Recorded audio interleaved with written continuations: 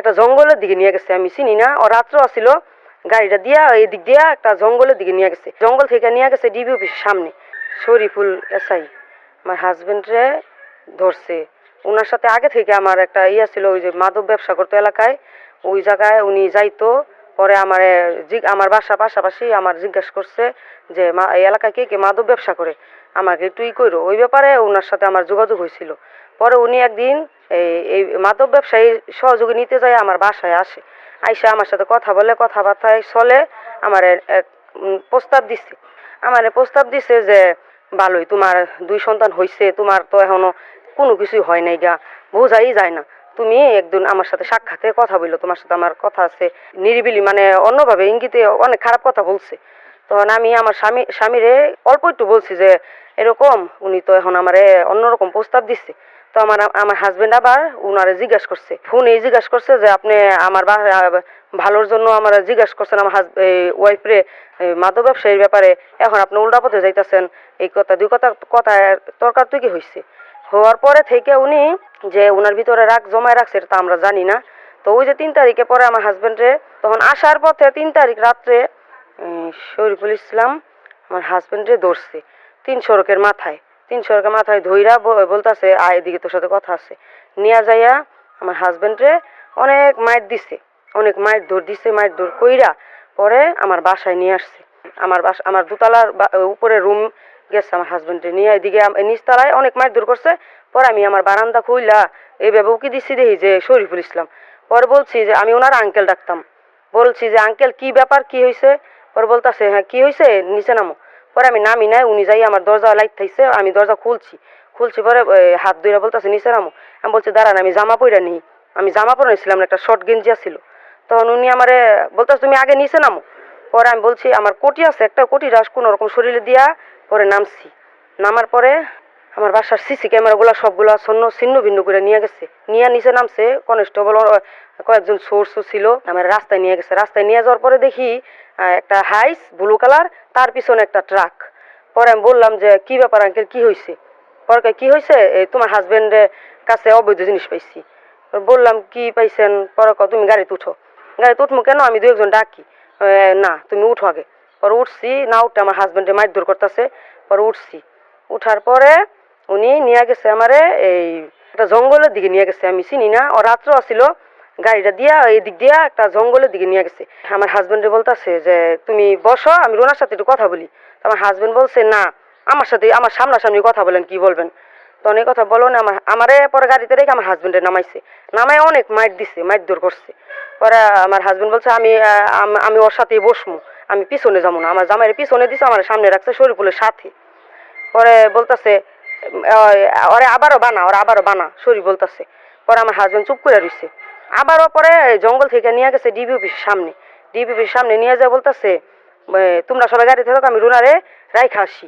তখন আমার হাজবেন্ড বাধা দিছে যে না, যা হয় হইব, গাড়ির ভিতরে হইব, তুমি নাইমো না। আমার না বলছে নামতে, আমি নামি নাই। তখনও মারছে। তখন আরেকটা রিক্সাওয়ালা পোলা ছিল, ওনার সাথে ওরেও মারছে।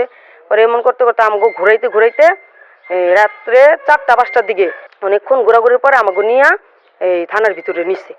থানার ভিতরে নেওয়ার পরে আমার সবাই পাগল হয়ে গেছে। এত রাত্রেবেলা আমরা কই গেছি, ভাড়াটিয়ারা আমার আম্মুরে আমার ননদরে সবাই জানাইছে যে বাসা থেকে কে নিয়ে গেল, কে আর আসলো, কি আসো বিষয়।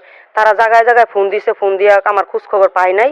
খোঁজ খবর না পাইয়া অনেক হয়রানি। সকালবেলা খবর পাইছে যে আমার হাজবেন্ডে ধরে নিচ্ছে। পরে যেমন আমার শর্ত দিছে যে তোমার ছাড়তে পারি, তুমি যদি আমার কথায় রাজি থাকো, তুমি আমার কথায় রাজি হও, তোমার ছাইরা দিমু, তোমার হাজবেন্ডের ব্যাপারটাও আমি দেখবো।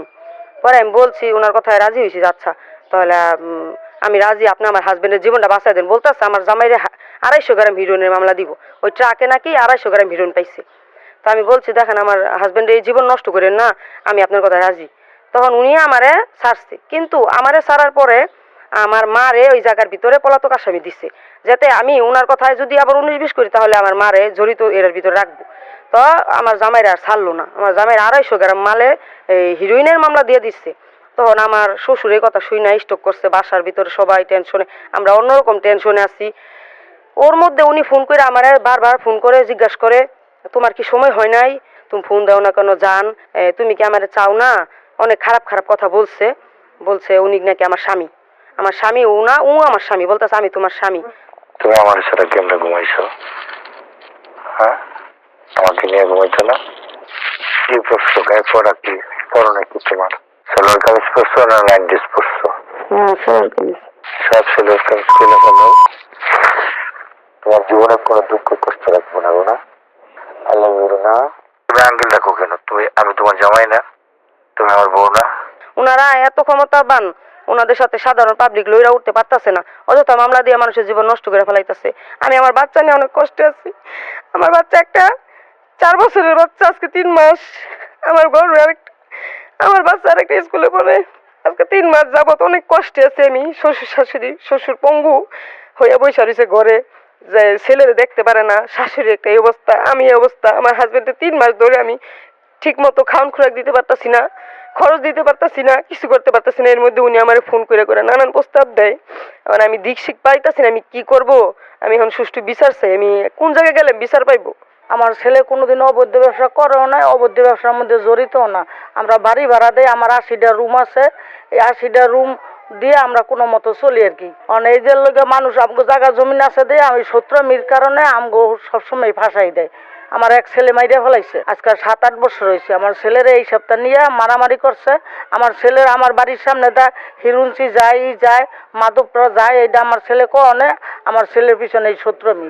আমি কোনোদিনও মনে করেন, আমরা মেডিকেল ছিলাম, মেডিকেলেতে আমার ছেলে আইবার লইছে, রাস্তার মধ্যে ধরছে। রাস্তার মধ্যে দইরা আমার ছেলের বাড়িতে আনছে, বাড়িতে নিয়ে বউরে লয়ে গেছে। নিয়ে হেরা কয় হের কাছে মাদক পাওয়া গেছে।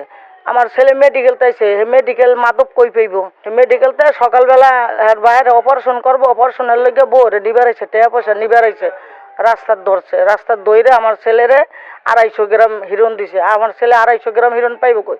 যে টাক ধরছে রাজশাহীর, হ্যাগো কোনো হইতে নাই, হ্যাগো কোনো মাল দেয় না, সব মাল দিছে আমার ছেলেরে।